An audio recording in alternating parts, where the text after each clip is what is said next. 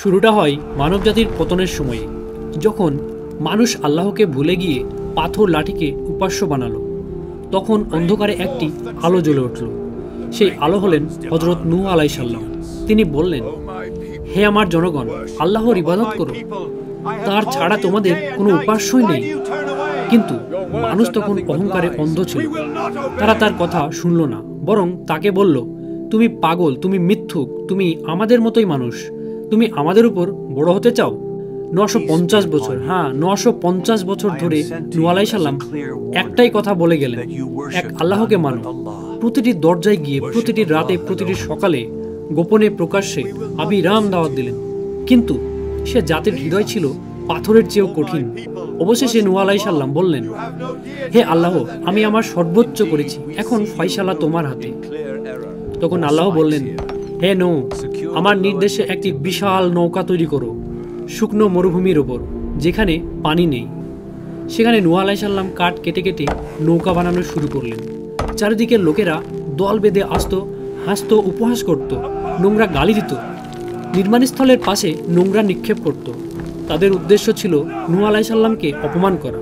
কিন্তু তিনি কোনো জবাব দিতেন না, শুধু বলতেন, আজ তোমরা হাসো, কাল আমি হাসবো তোমাদের অবস্থা দেখে। নৌকা যখন প্রস্তুত, তখন আল্লাহর নির্দেশ এলো, প্রাণী জগতের প্রতিটি জাতি থেকে একটি পুরুষ ও একটি স্ত্রী নিয়ে যাও। তখন ঘটল অদ্ভুত দৃশ্য। দুটি করে প্রাণী নিজে থেকে আসতে লাগলো। সিংহ আসছে, তার সামনে চুপচাপ হাঁটছে হরিণ। সাপ পাশে এসে দাঁড়ালো, তার পাশেই ছাগল ভয়হীন অবস্থায় দাঁড়িয়ে আছে। আকাশে উড়ে উড়ে দলে দলে পাখি এসে নৌকার উপর বসতে লাগলো, যেন পুরো দুনিয়া বুঝে গেছে একটি ফায়সালা এসে গেছে। বিশ্বাসীরা নৌকায় উঠল, অবিশ্বাসীরা তখনও হাসছে। ঠিক তখনই আকাশ কালো হয়ে উঠল, মেঘ ফেটে যেন আগুনের মতো পানি ঝরতে লাগলো। পৃথিবীর বুক চিরে ফোয়ারার মতো পানি বেরিয়ে আসতে লাগলো। চারিদিকে এক ঝটকায় সমুদ্রের রূপ নিল। ঢেউ উঠল পাহাড়ের মতো উঁচু, হিংস্র, উত্তম, ধ্বংসাত্মক।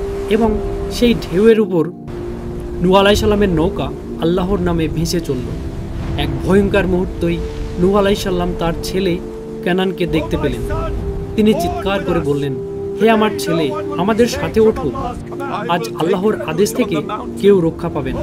কানান বলল, আমি পাহাড়ে উঠব, আমি বেঁচে যাব। নূহ আলাইহিস সালাম বললেন, আজ কোনো পাহাড় তোমাকে রক্ষা করতে পারবে না।